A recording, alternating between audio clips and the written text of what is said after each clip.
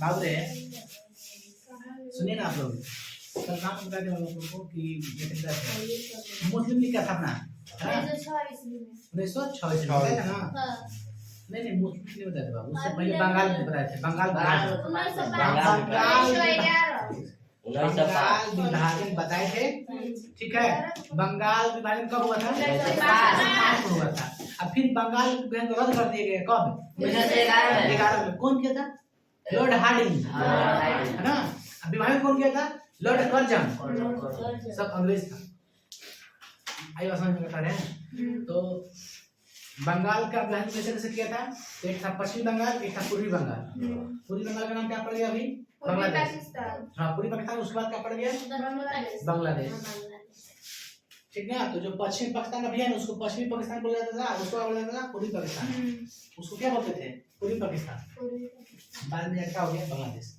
बहुत बड़ा कहानी है बांग्लादेश के बारे में, सुनना। खैर हमको जो पढ़ना वही पढ़ना है ना, फालतू की हम उधर थोड़ा सा लेती करते हैं, उसको लेती नहीं कर सकते हैं, जो उसको करना करना हमको। देखिए तो हम लोग पढ़ते थे बाबू, भारत में राष्ट्रवाद का उदय के कारण, यही पढ़ते थे। क्या पढ़ते थे? भारत में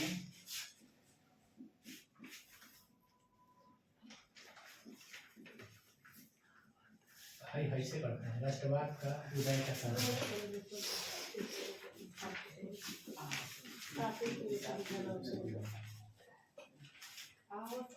भारत में राष्ट्रवाद के उदय के कारण। बाबू चैप्टर कौन पढ़ा हम लोग? भारत में राष्ट्रवाद। भारत में राष्ट्रवाद कौन सा है पार्ट? 3। बताइए। पार्ट 3 नहीं, पार्ट 2 है बाबू, ठीक है। कल पार्ट 1 पढ़ाया था, भले उतने रिवीजन करवाए थे परसों दिन, उसको नहीं है ना ऐड करेंगे इसमें। तो पार्ट 2 वीडियो आज का है ना। सुनिए तो बताइए कारण कौन कौन सा है? पहला कारण क्या है? राजनीतिक कारण। राजनीतिक कारण, बहुत अच्छा। दूसरा क्या था? आर्थिक कारण। हम पढ़ाएंगे सब आर्थिक कारण। तीसरा धार्मिक कारण। सामाजिक ले लेते हैं, सामाजिक कारण। फिर बताइए चौथा धार्मिक कारण। और एक था अन्य कारण लिखते हैं, माने बहुत सारा अन्य कारण था, है ना। तो हम लोग किसको देख लिए? राजनीतिक कारण को देख लिए। लेकिन राजनीतिक कारण में एक आ गया था आपका, बताइए आप याद करिएगा। वर्नाकुलर प्रेस एक्ट कब आया था? 1878 में। ठीक है। बताइए आर्म्स एक्ट कब आया था? 1879 में। एक और आया था, कौन आया था? 1883 में क्या आया था? इल्बर्ट बिल, विधेयक है, नियम था, उसको रद्द कर दिया गया था। फिर क्या पढ़ा था? 1905 का बंगाल विभाजन, यहीं तक ना। अब देखते हैं कौन आया था किया। 1911 फिर बताया था कैसे रद्द। 1911 में क्या हो गया था? लॉर्ड हार्डिंग कर दिया था उसको। हम बताएंगे कि जब बंगाल जब विभाजित हुआ था तो बिहार उसी में था, असम उसी में था। तो बिहार अलग कब हुआ, अब बिहार से उड़ीसा अलग कब हुआ, बिहार से झारखंड अलग कब हुआ, है ना। ये सब देखिए इम्पोर्टेंट क्वेश्चन है। 2002 में बिहार से झारखंड अलग हुआ। 2000 में। 2000 नवंबर 2000 होगा। सुनिए तो हम लोग देखेंगे वो आज पहले देखेंगे अधिनियम, क्या है? देशद्रोही अधिनियम।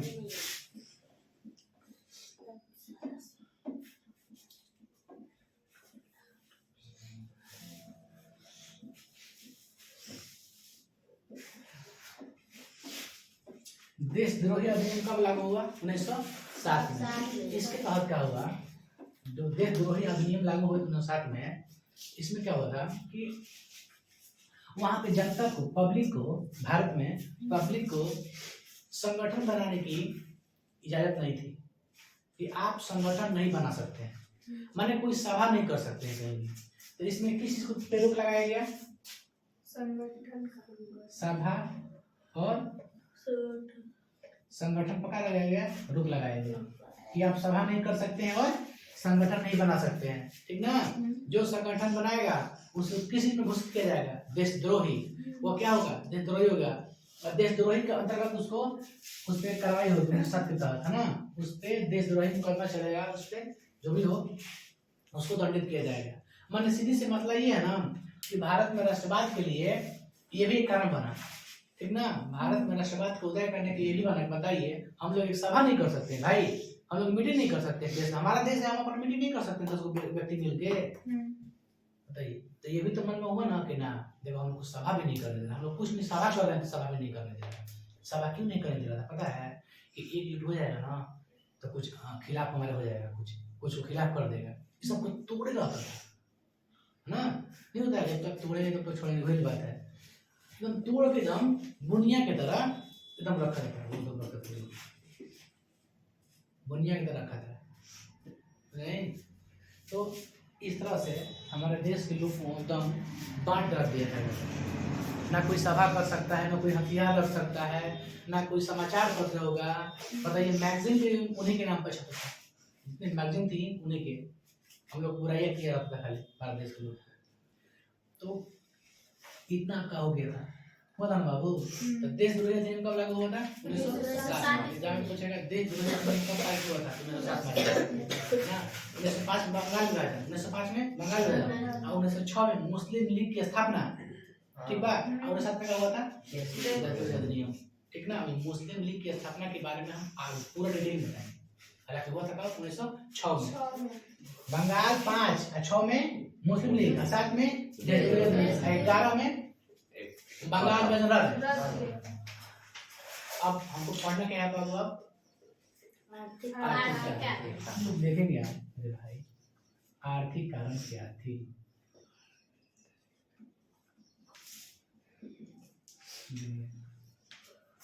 आर्थिक कारण क्या था मेरे भाई कि जितने भी वहाँ के लोग थे ना, जो छोटे मोटे बिजनेस किया जाता है, कोई भी छोटा मोटा, जैसे भारत में कोई बड़ा उद्योग नहीं था, बड़ा इंडस्ट्री नहीं था, बड़ा बड़ा कंपनी नहीं थी भारत में, ठीक है।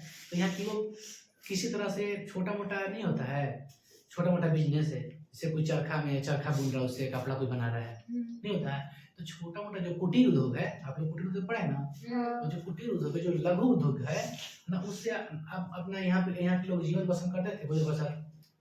तो उन लोगों ने क्या किया कि यहाँ पे जो किसान थे, जो खेती बाड़ी कर रहे थे, अब तो गुलाम बना लिया है। तो गुलाम बनाने के बाद क्या किया वो आर्थिक कारण बताते हैं बाबा आपको कि 3/20 पर 3 कठिया प्रणाली है, 3 कठिया प्रणाली, 3 कठिया प्रणाली मतलब कोई चीज 3/20, 3 कठिया प्रणाली, 3/20 कोई कहेंगे। 3/20 भाग का मतलब ये हुआ कि 20 कट्ठा अगर आपके पास जमीन है तो 20 कट्ठा की जमीन में से 3 कट्ठा पर किसकी खेती होगी? नील की खेती होगी, है ना। 20 कट्ठा मतलब 1 बीघा में 3 कट्ठा में क्या किसकी खेती होगी? नील की। तो जबरदस्ती किसका खेती करवाता था? अंग्रेज नील की खेती करवाता था कि आपको 3 कट्ठा में क्या करना है? नील की खेती करना है ना। और जो किसान था ना, किसान से तो अनाज उगा रहा था कि आप लोग अनाज उगाओ, अनाज उगाया भी था, उगवाता भी था, है ना, उगाता भी था, और उससे टैक्स भी उठा लेता था कि तू उगा रहा है ना, ये मेरा है, हम उस पर अधिकार कर लेंगे, उसका क्या दो तुम? टैक्स दो हमको। तो उल्टा टैक्स ले रहा था, उसका जमीन देखिए, उसका जमीन उपजा रहा है और उससे उल्टा टैक्स ले रहा है कि तुम कर दो, टैक्स दो। तो क्रूरता पूर्वक टैक्स को वसूला गया, ना समझे। और क्या किया गया? तो 20 कट्ठा में 3 कट्ठा होगा नील की खेती, समझ बात मेरी? नील की खेती। अच्छा, नील खेती क्यों हो रही थी? जो कपड़ा नील दे उसी का। तो जो नील खेती थी मेरे भाई, तो नील की खेती से क्या होता है कि जिस जगह पे नील की खेती कीजिएगा ना बाबू, तो धीरे धीरे 1 बार कीजिएगा, 2 बार कीजिएगा, 3 बार कीजिएगा, 4 बार कीजिएगा, 5 बार कीजिएगा, धीरे धीरे वो जो भूमि होती है बंजर हो जाती है। उस भूमि पर आप सोचिएगा अनाज उगा लें तो वो अनाज नहीं उग सकता है उसको, बस नहीं रख पाएगा है। तो 3 कट्ठा पर अगर नील खेती कर रहा है तो आस पास जितने उसका जमीन है ना, वो सब खराब हो जाता है, फिर दोबारा उसमें अनाज नहीं उगेगा, बंजर हो जाएगा, समझ में ना। तो 3 कट्ठा पर तो कोची 20 कट्ठा में 3 कट्ठा नील की खेती हो रही थी। अब क्रूरता पूर्वक टैक्स ले रहा था, अनाज इसका, खेत इसका, जबरदस्ती टैक्स ले रहा था वहां के लोग। तो इसके तहत क्या दिया गया? टैक्स भी लिया, किसानों से क्या लिया गया? टैक्स, किसानों से टैक्स। टैक्स को हिंदी में क्या कहते हैं? कर पढ़ाए हैं 9th क्लास में। और चुंगी नहीं कहते हैं, चुंगी भी कहते हैं। एक तरह से किसानों से का लिया गया टैक्स, ठीक ना। अब देखिए मेरे भाई क्या होगा इसमें, आर्थिक अनुसार होगा कि जो यहाँ के कुटीर उद्योग थी, जो कुटीर उद्योग के बारे में बता रहे हैं, तो कुटीर उद्योग से अपना ये गुजर बसर कर रहा था। छोटा मोटा कोई व्यापारी थे लोग के पास, व्यापार था हल्का फुल्का। तो अब का मान चलिए कोई गुमटी खुला है, यहाँ छोटा सा गुमटी खुला है, दुकान खुला है, किराना स्टोर, उस पर छोटा मोटा सामान रखा है, इससे अपना गुजर बसर कर रहे हैं। हम इसके बगल में ला के बड़ा खोल दे रहे हो आप 5% डिस्काउंट के साथ। आपको जो सामान मिल रहा है 5 रुपये के, हम लेंगे 4 रुपये, तब बिक्री किसका होगा ना बिक्री, क्योंकि 7,000 में बिक्री होगा, ऐसी बात है। अब बिक्री होने के बाद भी हमें का लॉस में नहीं है, फायदा में हो रहा है। क्यों, रीजन क्या है समझिए इसका। मान के चलिए आप कोई कुटीर उद्योग से, कुटीर उद्योग समझते हैं ना, छोटा मोटा कोई उद्योग, कुटीर उद्योग से आप बना रहे हैं एक दिन में 5 कपड़ा, पूरा जी जान लगा के बना रहे हैं 5 कपड़ा। अब कोई मशीन है, बड़ा बड़ा जो मशीन है उद्योग में, बड़ा बड़ा लगा है, उद्योग का खाना लगा है, उसमें एक दिन में 100, 200, 500 बनाएगा। अब ये 500 बनाया इंग्लैंड में, ला के बेचेगा कहाँ, भारत में ला के बेचेगा। उसके लिए बाजार भी यही हो गया था। ये मेरे लिए क्या है, ये हमारा हमें अन्न भी देता है, इसको हम बाजार में बनाते हैं, तो इसको बाजार में बना दिया। यहाँ से कच्चा माल लेके जाता था कहाँ पे, इंग्लैंड में, यहाँ से लेके गया कच्चा माल, और वहाँ से कच्चा माल बना के तैयार करके उसको बिस्किट जो भी हो चीज बढ़िया चीज बना के कपड़ा से लेके ये सब लाके यहाँ पर बेच देता था। सुनिए आप कैसे बेचते तो सुनिए ध्यान से। देखिए हमारे देश में निर्यात का मतलब क्या होता है, नहीं जान, हमारे देश से कुछ निर्यात होता है, कोई दूसरे देश में क्या कहेंगे, निर्यात। हमारे देश में कोई सामान बना उसको बेचना है दूसरे देश में, तो क्या कहेंगे, निर्यात हो गया। आयात माने आना, कोई दूसरे देश से हमारे देश में उसका कहेंगे आयात। तो निर्यात के लिए क्या होगा कि मान चलिए ठीक है, यहाँ से कच्चा माल लिया है ना, कच्चा माल लिया आ गया कहाँ पे, इंग्लैंड में लेके गया कच्चा माल, ठीक है। तो लेके वहाँ से बना दिया कपड़ा उपड़ा जो भी चीज है, कपास वाला कपड़ा बना उना के, कपास से कपड़ा बना उना के कहाँ लेके आएगा, भारत में लेके बेचने के लेके आएगा। अब भारत में लेके आएगा तो उसका टैक्स भी नहीं लगता था, उसका कोई टैक्स नहीं लगता था भारत में। सोच लीजिए कोई आया, कोई कंपनी आया, सपोज कीजिए आईफोन का नाम सुनिए आप लोग। अभी आईफोन जो है ना, आईफोन का यहाँ से भारत में बनता है, अमेरिका में आईफोन है, अमेरिका का है आईफोन। तो आईफोन जो बनाता है वो तो हर देश में क्या करेगा, निर्यात करेगा, उसको क्यों बेचना है उसको। विश्व आर्थिक यही ना है, विश्व में यही ना होता है, इसी में व्यापार होता है, विश्व व्यापार, वो मंडलीकरण। तो दुबई ऐसा देश है ना बाबू, तो जब आईफोन लेके जाएगा दुबई बेचेगा वो, तो दुबई वाला क्या करता है, कोई भी गवर्नमेंट हो, कोई भी देश का आदमी हो, पहले टैक्स लेता है।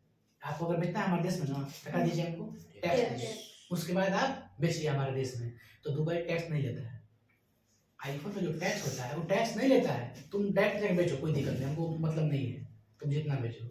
तो दुबई टैक्स नहीं लेता है, इसलिए दुबई का देखिएगा ना, अगर यहाँ 1 लाख दाम होगा आईफोन का, दुबई में कितना होगा, 50,000 बन जाए, ठीक है, सीधे हाफ होता है वहाँ पे दुबई में। लेकिन भारत में क्या है, ये टैक्स लेता है। टैक्स की वजह से मान के चलिए कोई कंपनी बनाया, अपना सामान प्रोडक्ट बनाया है, आपके देश में लाके बेचेगा, मान लीजिए 5 रुपये उसको लागत बनाया, 5 रुपये बनाया है, तो आपके देश में कम से कम 6 रुपये बेचे तब तो लाभ होगा, लाभ होगा ना जी। 1 रुपये चढ़ा के बेचेगा वो। तो अब गवर्नमेंट का किया आपका, 2 रुपये चढ़ा दिया, टैक्स ले लिया आपसे, 2 रुपये ले लिया, टैक्स ले लिया, तो उसका सामान कितने का हो गया। मान लीजिए हम कोई प्रोडक्ट बना रहे हैं, ठीक है, उस प्रोडक्ट को लाके अपने देश दूसरे देश बेचना हमको, हमारे यहाँ प्रोडक्ट भी बनाए, कोई सामान बनाए, 5 रुपये का बनाए हैं, ठीक है, हमको ले जाके बेचना है कहाँ, बांग्लादेश बेचना है। तो बॉर्डर पे जैसे जो टैक्स आपका है, मेरे जो बांग्लादेशी है, जो देश सरकार जो है, गवर्नमेंट है, हमसे टैक्स ले लेके 2 रुपया, आपको सामान बेचना है, कहीं जाना है, आपको सामान बेचना है बांग्लादेश में, तो आपको हमको क्या देना पड़ेगा, टैक्स देना पड़ेगा। तो हम उसको 2 रुपये का देंगे टैक्स, मतलब हमारा कीमत कितना हो गया सामान, 7 रुपया हो गया, 7 रुपया, टैक्स 2 रुपया और ले लिया वो बेचने के लिए अपने देश में, 7 रुपया हो गया, बच्चे कितने बेचेंगे, 8 रुपया 9 रुपये चढ़ा के बेचेंगे ना भाई। अब जो टैक्स नहीं लेता तो 5 मतलब हम 6 में साथ में बेच देते वहाँ पे, तो जनता भी को भी थोड़ा सा किफायती पड़ता, नहीं पड़ता। तो टैक्स अगर नहीं लेगा तो सामान सस्ता रहेगा, टैक्स लेगा तो सामान क्या रहेगा, इसमें महंगा रहेगा, ठीक है। तो अब सुनिए, आप ये अपने कहो, इंग्लैंड ले गया कच्चा माल, कपड़ा बनाया, वहां से कपड़ा बना करके अपने देश में लाया, ठीक है, और देश में जब आया उधर से आयात हुआ उधर से आया तो देश में टैक्स नहीं लिया गया, हमारे भारत देश में टैक्स नहीं लिया गया, तब तो उसका सामान सस्ता बिकेगा कि महंगा? सस्ता बिकेगा। आपका जो सामान 5 रुपये बनना है दिन भर में, तो आपका तो लगन लगा है भाई, आप मेहनत भी किए हैं, तो आपको पड़ा है 5 रुपया, लेकिन उसको पड़ा है मशीन से लोगों को पड़ा है 3 रुपये पड़ा है, 3 रुपये पड़ा है उसको 3 रुपये पड़ा है, क्योंकि मशीन से बनाया, ढेर के मैंने बनाया सामान, समझ रहा है? और उसका टैक्स भी नहीं लगा है। अगर टैक्स लगता है तो जहाँ आप सामान बेच रहे हैं 5 रुपये, तो वो बेचता कितना में? 6 रुपये बेचता, चाहे 7 रुपये बेचता ना, तो आपका ही सामान खुद महंगा पड़ गया, आपका सामान खुद महंगा पड़ गया, और उन लोग का सामान क्या हो गया? सस्ता पड़ गया। यही लोग का ये कि आपका सामान नहीं खरीदेंगे, सामान किसे खरीदेंगे? विदेशी, अंग्रेज का, क्योंकि सस्ता नहीं भाई। बस यहाँ के जो लोग थे, यहाँ के जो लोग अब सोचेंगे कि यहाँ के सामान बना के कहाँ दूसरे देश में कहीं अगर हम निर्यात कर दें तो इसमें टैक्स लेता था, यहाँ के गवर्नमेंट लेती थी, यहाँ के गवर्नमेंट टैक्स लेती थी कि ना टैक्स तब जो प्रतिबंध लगा दिया था पूरा कि आप निर्यात तो नहीं कर सकते हैं, सीधी बात, आप निर्यात ही नहीं कर सकते हैं, लेकिन आयात होगा तो उस पर टैक्स नहीं देगा। वो इंग्लैंड टैक्स लेता, सोच लेते नहीं बाबू, अगर टैक्स लेता है तो उसका सामान यहाँ पे क्या होता है? देश में महंगा, क्या होता है? महंगा, तब खरीदेगा महंगा सामान है, और टैक्स ही नहीं ले देता ना, चल भाई इंग्लैंड का है ना, नो टैक्स, आइए कोई दिक्कत नहीं, नो टैक्स, टैक्स क्या है? आइए क्या तो सस्ता बेच दिया ले भाई। अब तुम्हारा आप जो कोई सस्ता बेचेगा अपना मशीन से ला के, तो आपका कुटीर उद्योग सारे साल में तो रहेगा, क्या हो जाएगा? समाप्त हो जाएगा, बंद हो जाएगा, वो खत्म हो गया। आर्थिक रूप से ऐसी शोषण किया, ये आर्थिक शोषण है। आपका कुटीर उद्योग हो गया, बंद हो गया, ले चौपट हो गया, आपके यहाँ व्यापारी नहीं रहे, दूसरे गुलाम बन गए, देख ली ना। इसीलिए देश किसी भी अन्य देश का सामान को बहिष्कार करना चाहिए, भले हमारा सामान थोड़ा सा कॉस्टली पड़े, लेकिन मेड इन इंडिया होना चाहिए। हाँ, मेड इन चाइना ना, पता है ना, मेड इन चाइना जो ना, चाइना किसी दूसरे का अपने एप्लीकेशन नहीं यूज करता है, तो कहते हैं कि एप्लीकेशन चाइना किसी देश का एप्लीकेशन यूज नहीं करता है। हम लोग फेसबुक, इंस्टा, व्हाट्सएप, टिकटॉक, जितना टिकटॉक पे पहले बना रहा था ना, टिकटॉक पे तो सब टिकटॉक बंद हो गया था, शरण कहाँ लिया था? शरण कहाँ लिया था? इंस्टा पे, उसका शरण ले लिया है, जब भाई इंस्टा बना कुछ नहीं था। अच्छा कितना सेकंड का बनता है इंस्टा पे वीडियोस? कोई भी शॉर्ट्स वीडियो एक मिनट, 50 सेकंड, हाँ 1 मिनट, 1 मिनट में कुछ होगा इंस्टा पे हम लोग का लेक्चर देने का। तो सोच लीजिए ये हो गया आर्थिक शोषण, ये आर्थिक कारण हुआ कि हमारे सामान पर टैक्स, आप अपने सामान ला रहे हैं देश में बेचने के लिए तो उस पर टैक्स नहीं ले रहे हैं, सस्ता बेच रहे हैं, ले भाई कुटीर उद्योग बंद हो गया, जितना छोटे मोटे कुटीर उद्योग, लघु उद्योग ये सब का हो गया, बंद हो गया। यहाँ के शोषण जो आर्थिक स्थिति थी सफा चरमरा गई, लोग बेकार हो गए, बेरोजगार हो गए टोटल। बताइए निर्यात पे टैक्स लिया गया, आयात पर टैक्स लिया गया? आयात पे नहीं, आयात पर टैक्स नहीं, बल्कि निर्यात पर टैक्स लिया गया, छोटा कहीं का निर्यात पर टैक्स लिया गया। अपन सामान यहाँ से कच्चा माल लेके जा रहा था ना, नो टैक्स, कुछ ना लेके जाओ, लेके आओ फ्री, कोई दिक्कत नहीं है। तो इस तरह से धीरे धीरे सामाजिक शोषण हुआ, टिकटिया प्रणाली ला दिया। जो गरीब किसान है, खेती जो खा रहा है अनाज, जो व्यापारी है वो छोड़, व्यापार तो बंद हो गया, कुल तो बंद हो गया, मान के चलिए, लेकिन कब से उसके पास जमीन तो है ना, अनाज उगाएगा, अनाज खाएगा, ये नहीं कर सकता है, अनाज को नील की खेती करवा, उसका भी टैक्स दो, वो जमीन का भी टैक्स दो, क्योंकि आप उसको उगा रहे हैं ना सामान, उपनिवेश तो बन रहे हैं, आप मेरे अधिकार में हो गए, आप उसका टैक्स दीजिए, जमीन आपका ही जमीन, लेकिन टैक्स दीजिए हमको।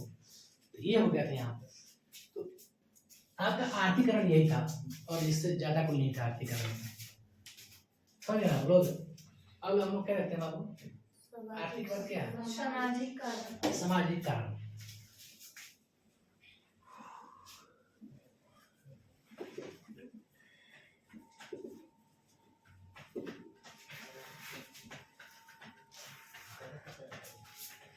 देखिए सामाजिक कारण लेते हैं मेरे भाई, सामाजिक कारण क्या था कि समाज के बीच में भेदभाव कर दिया। जैसे आप काले हैं, आप गोरे हैं, समाज में इस तरह से भेदभाव था कि उस जाति का है, ये इस जाति का है, ये काला है, ये गोरा है ना, जाति पे क्या कर दिया, विवाद कर दिया, सामाजिक विभाजन है, समाज में विभाजन कर दिया, है ना। अब जो गोरे लोग थे, हम लोग क्या मीडियम है है ना वीडियो हम लोग सब यहाँ के भारतीय तो जो काले में गिनती करते थे वो लोग ब्लैक एंड व्हाइट। तो व्हाइट कौन थे? अंग्रेज। तो अंग्रेज को जो था ना वो सामाजिकरण में क्या था, ऊंच नीच का भेदभाव था।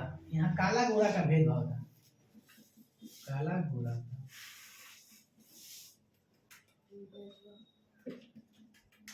है ना। अब देखिए जो काले गोरे लोग थे ना इससे क्या मिलता था, ऊंचा पद, कोई पद मिलता था ऊंचा पद, सबसे निचला पायदान का पद। ऐसा कोई मान चलिए कोई चपरासी हो गया ना तो चपरासी कौन बनेगा? काला। और डीएम कौन बनेगा? गोरा लोग। तो ऐसे हो रहा था वहाँ पे। और ट्रेन में बैठने नहीं दिया जा रहा था। और यहीं से ले गया था कहाँ काम करने के लिए, दक्षिण अफ्रीका में। गांधी जी गए थे लड़ने के लिए केस में दक्षिण अफ्रीका में। 15 लोग गए थे, 15 जन लौट गए थे, 9 जन लौट गए थे। नहीं 15 जन 15 गए थे, 9 जनवरी 1915 को आए थे। ठीक है, इसलिए 9 जनवरी कब मनाते हैं? प्रवासी दिवस, मजदूर प्रवासी दिवस। सुनिए तो यहाँ से लोग काम करने के लिए गए कहाँ? दक्षिण अफ्रीका में। ठीक ना, काम को करवाया, उसमें क्या कर दिया? भेदभाव काला गोरा के। तो गांधी जी गए भारतीय के लिए, कोई आए थे राम कोई थे मुंबई में। जब गांधी जी अपना कार्यभार करने के लिए संभाले ना, जिससे वकील बन के लंदन से आए थे पढ़ के वकालत करके, है ना, बस बैठे अपना लगा के टेंट कि कुछ केस लड़ा जाए। तो मुंबई में बैठे जब ना तो उसके पास एक केस आया, कहाँ के लिए? दक्षिण अफ्रीका के लिए, कि मजदूरी के साथ ऐसे से हो रहा है। तो वहाँ से बोरे व्यवस्था बने 1892 या 91 में चल रहे थे कहाँ? दक्षिण अफ्रीका में। वहाँ पे जाके काले गोरे के भेदभाव में कुछ खत्म किए, पूर्णतः खत्म नहीं किए, बस अपने लोग को लेकर के आ गए बचा करके। ठीक ना। लेकिन वहाँ पे जो दक्षिण अफ्रीका था उसमें नेल्सन मंडेला थे। तो नेल्सन मंडेला ने लगभग 1996 में उसमें खत्म कर दिया, वहाँ संविधान भी बन गया था। वहाँ का संविधान बनने लगभग 1 साल 8 महीना शायद ऐसे ही लगा था, 1 साल 10 महीना 18 दिन लगा था इस तरह का। मतलब लगभग 1.5 साल में बन गया था हमारे संविधान दक्षिण अफ्रीका। तो नेल्सन मंडेला थे और उसका एक दोस्त भी थे, कुछ नाम का दोस्त होगा। खैर हम कहाँ पर अभी? तो दक्षिण अफ्रीका में भी काले गोरे लोग भारतीय के लिए भेदभाव किया गया कि नहीं आप लोग काले हैं, आप लोग ऐसे रहिए ऐसे। चलिए इसमें क्या बन इनको ट्रेन में एक जगह पर बैठने नहीं दिया जा रहा था। जैसे यहाँ पर गोरा है ना, काला नहीं आ सकता है। जिस ट्रेन में गोरा है उस ट्रेन में काला नहीं आ सकता है, बैठने की इजाजत नहीं थी, अधिकार नहीं था उसमें।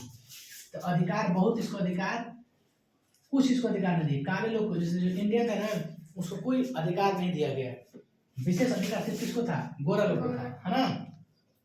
अब देखिए सामाजिक कारण क्या था, जब एग्जाम हो रही थी आईसीएस की, इंडियन सिविल सर्विस, आईसीएस की जब एग्जाम हो रही थी, आईसीएस तो कहाँ हो रही थी? इंग्लैंड में। कहाँ हो रही थी? इंग्लैंड में। जब आप यूपीएससी सुन रहे हैं ना, यूपीएससी आईसीएस का पहले वही कर रहा था अंग्रेजी। अंग्रेज कहाँ का एग्जाम कहाँ देना था आपको? जाके इंग्लैंड में देना था। भारत तो इसी भारतीय नहीं दे रहा था एग्जाम, भारतीय लोग ऐसे एग्जाम में पहुंचेगा ना तो दे रहे एग्जाम है। तो आईसीएस इंडियन सिविल सर्विस है ना। तो इंडियन भारतीय सिविल सर्विस का जो एग्जाम है वो कहाँ लिया जा रहा था? इंग्लैंड में लिया जा रहा था। यहाँ के लोग जा पाएंगे तो देंगे, कुछ लोग जाते भी थे तो उसको फेल कर दिया जाता था। तो पहले जाने वाले कौन व्यक्ति थे? सत्येंद्रनाथ बनर्जी, सुरेंद्रनाथ बनर्जी। कौन थे?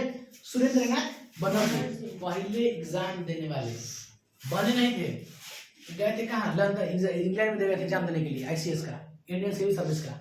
एग्जाम दिए, उनको जबरदस्ती फेल कर दिया गया। पहला बार वही गए थे सुरेंद्रनाथ बनर्जी, सुरेंद्रनाथ बनर्जी गए थे। ठीक ना। लेकिन पूछे सबसे पहला भारतीय कौन थे जो आईसीएस बन गए थे? सत्येंद्रनाथ टैगोर, रविंद्रनाथ टैगोर के भाई सत्येंद्रनाथ टैगोर। तो सुरेंद्रनाथ बनर्जी कहाँ गए थे? इंग्लैंड।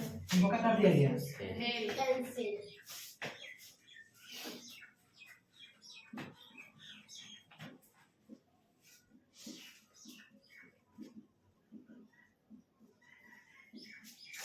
बनर्जी को क्या कर दिया गए थे कहाँ? इंग्लैंड। परीक्षा देने के लिए चले गए कहाँ? इंग्लैंड।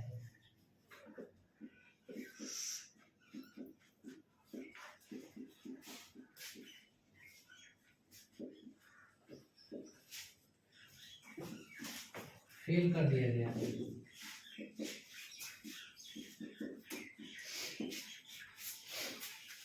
देख पहला कौन थे इंडियन सी पुलिस के अधिकारी कौन थे?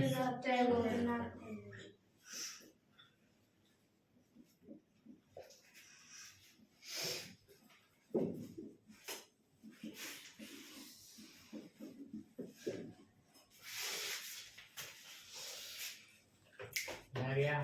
तो इस तरह से था मेरे भाई।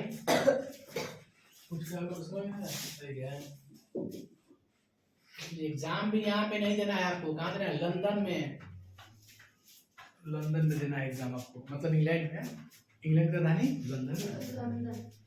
तो इस तरह से आपको पूरे एकदम सामाजिक भेदभाव था, रंग बिरंग, एक जगह बैठने नहीं दिया जाता, एक जगह खाना नहीं खा सकते हैं, हेन तेन बहुत सारा भेदभाव लगा दिया था, बहुत सारा भेदभाव। तो लोग सोचा तो मन में आएगा ना, भारतीय मन में क्या आया कि देखिए हम लोग की धरती है ना, कसम का खाए धरती कसम, जब तक वो खाए नहीं तो छोड़े नहीं तो मन बात बात नहीं खा लूंगा कसम, धरती मैया के कसम।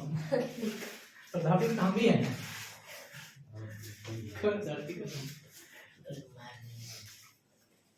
धरती कसम नहीं खाना है, ठीक है? ये आप खाइएगा, सब कुछ धरती पे है जी। उधर से खा के फंसा दिया सब, फंसा दिया।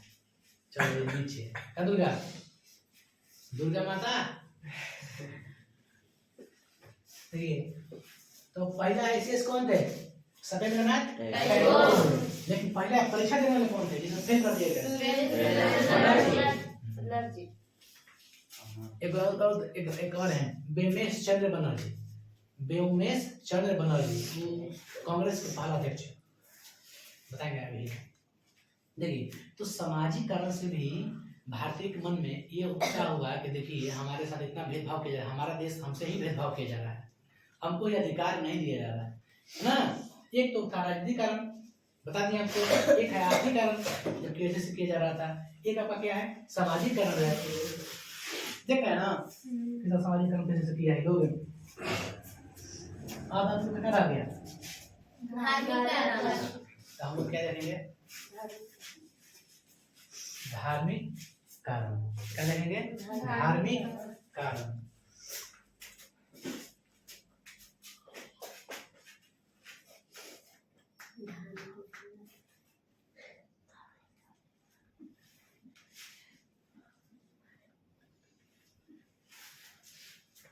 जो अंग्रेज थे ना, अंग्रेज दो अंग्रेज थे, कौन कौन थे बाबू? दो अंग्रेज थे, एक विलियम जोन्स थे, एक मैकमुलर थे। दो व्यक्ति नाम आया। और कौन थे जी?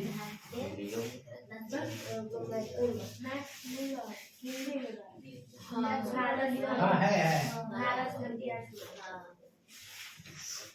दो अंग्रेज थे, ठीक ना?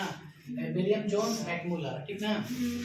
ये दोनों लोग काफी यहाँ की जो धार्मिक किताबें थी ना, उपनिवेश था, उसको ना अपनी भाषा में इंग्लिश में ट्रांसलेट किया, अनुवाद करना शुरू किया। तो इन लोगों ने क्या किया?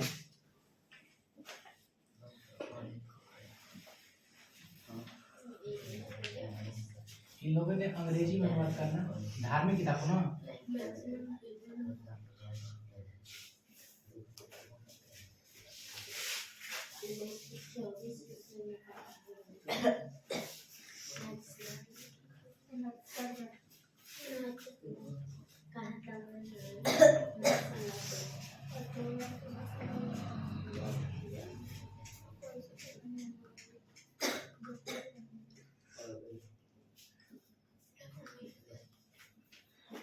सुनिए, अब जो धार्मिक किताब होती है ना, धार्मिक किताबें पढ़िएगा ना तो आपको लगेगा कि इंसान कैसा बनना चाहिए। आप जो धार्मिक किताब पढ़िएगा आपको बुझाएगा कि किसी से भी नफरत नहीं करना है, सभी लोग एक हैं, एक समान है। मतलब वो भी एक सकारात्मक आपकी चेतना उत्पन्न करता है, आपके अंदर सकारात्मक बातें आएंगी। आप एकजुट होने के लिए प्रयत्न कीजिएगा कि ना हमारा धार्मिक किताब जो है इसने ऐसे से दिया है कि नहीं सबको मिलजुल कर रहना चाहिए, नहीं है तो कोई भी इंसान अगर पढ़ेगा धार्मिक किताब तो उसको मन में आएगा ना कि धार्मिक किताब में ये लिखा है कि हम लोग एकजुट हो जाए, हम लोग ये करना चाहिए, सभी इंसान की कदर करनी चाहिए, है ना, भगवान की ये करना चाहिए, वो करना, इसे पूजा करना चाहिए, हमको एकजुट रहना चाहिए। तो ये सब लोग पढ़ा था, ठीक है, लेकिन इन लोग सोचा ना अंग्रेज कि ना अगर इसको पढ़ेगा इसके मन में ये आएगा ना, राष्ट्रवादी भावना जगेगा। धार्मिक किताब से राष्ट्रवादी भावना जाता है कि जिस मुल्क का उस मुल्क का कानून सबसे बड़ा होता है, लिखा रहता है बुक में। धार्मिक किताब में लिखा रहता है जिस देश में आप रहते हैं उस देश का कानून सबसे बड़ा होता है, ठीक ना। एक पूछा गया सवाल था कि आप संविधान को मानते हैं कुरान को, जैसे मुसलमान की धार्मिक किताब क्या है, कुरान है, तो आप कुरान को मानते हैं कि संविधान को, तो बोला कि हम कुरान को मानते हैं। क्यों कुरान मानते हैं? क्योंकि कुरान क्या कहता है, कुरान कहता है कि जिस देश में रहते हैं उस देश का मुल्क, उस देश का कानून जो होता है, जिस मुल्क में रहते हैं उस मुल्क का कानून सबसे बड़ा होता है ना। जिससे कुरान क्या सिखाता है, जिस मुल्क में आप रहते हैं उस मुल्क का कानून सबसे क्या होता है, बड़ा होता है। यानी कानून को सबसे क्या मानेंगे, सबसे बड़ा मानेंगे। यहाँ का जो कानून है उसी को करना है, फॉलो करना है। क्या देखते हैं, तो कानून सबसे बड़ा चीज क्या है, संविधान है। संविधान को फॉलो करते हैं क्योंकि हमें क्या कौन देता है, कुरान देता है, गीता देता है। हमको जिस देश में देश का कानून बड़ा होता है, इसमें करने की बातें नहीं है। तो इस तरह से है बात, समझ ना कि सामाजिक कारण देखिए धार्मिक क्या किया बाबू, उन लोग किताब किया ना अंग्रेजी में अनुवाद करना शुरू कर दिया।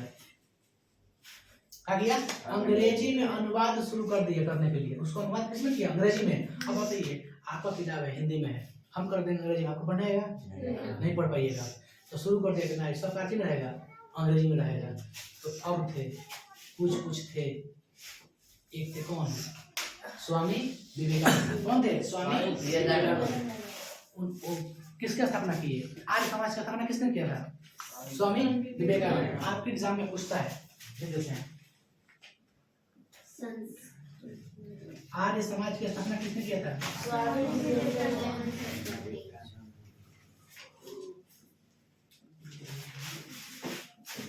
स्वामी विवेकानंद।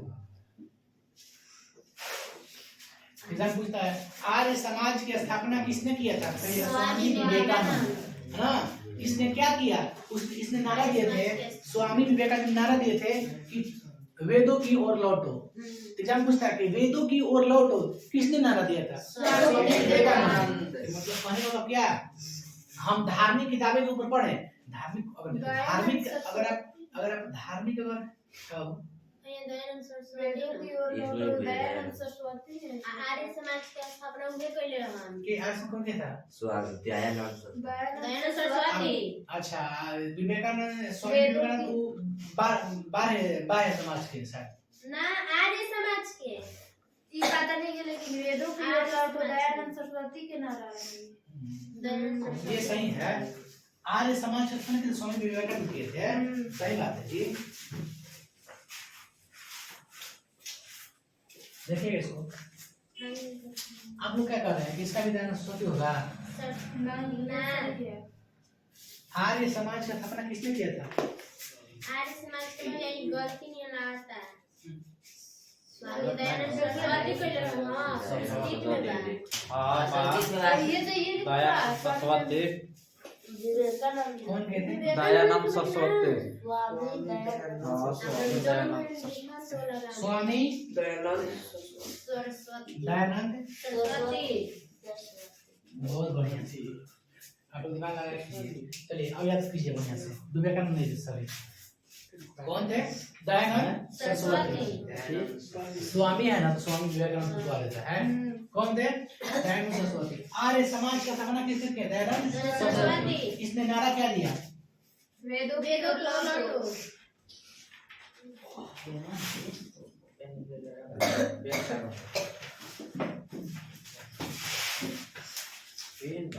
वेदों की ओर लौटो किसने नारा दिया था, दयानंद सरस्वती। देखिए सुनिए, दयानंद सरस्वती ने ये तो नारा दे दिए।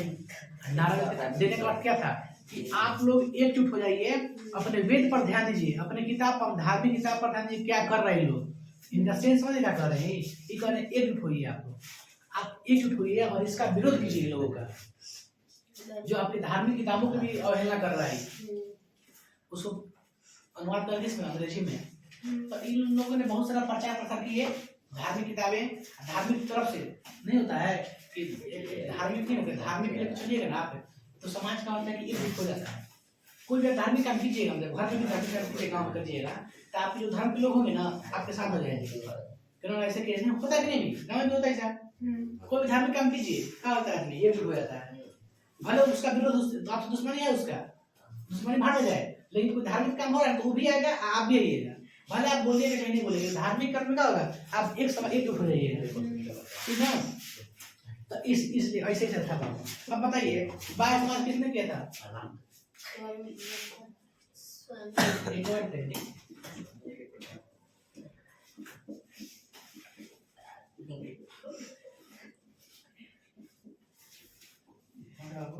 स्वामी विवेकानंद, राजा राम मोहन राय।